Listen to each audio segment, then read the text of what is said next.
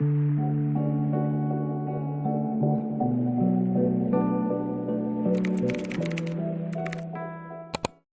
guys! So today, nandito tayo sa Emilia Aguinaldo College, Manila.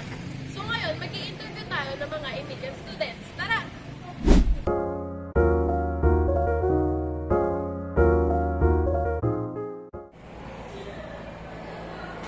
Hello Generals! So kasama na natin ang mga estudyante na aking i-interviewin.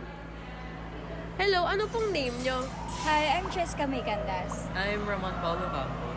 I'm Leila Brusula. So may mga onting katanungan lang ako sa inyo. Bakit nyo napili ang EAC? Me personally, nag-research talaga ako ng school before ako pumasok dito. Then, nakita ko nga yung EAC. So, for me, malaking advantage na nalaman ko na may sariling hotel, which is yung Pearl Hotel. So, lalo na nung naging official student ako ng EAC, nakita ko talaga na maganda yung facilities. And nalaman ko pa na may barangay scholar. So, for me, tayo na mga estudyante, malaking tulong talaga siya. Thank you. So, ulitin ko lang po ulit ang aking katanungan sa inyo. Bakit niyo po napili ang EAC Manila? Napili ko ang EAC Manila dahil meron ditong dalawang library for senior high school and for college.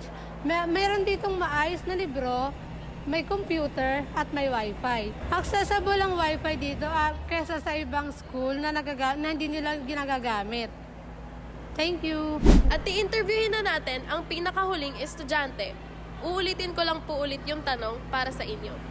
Bakit niyo po namili ang EAC Manila? Para sa akin po, napili ko ang EAC Manila in terms of its facilities, especially po pagdating sa gym. Yung gym po kasi nila is multi-purpose na gym. May swimming pool, may basketball court, may multimedia court, and may theater sa taas.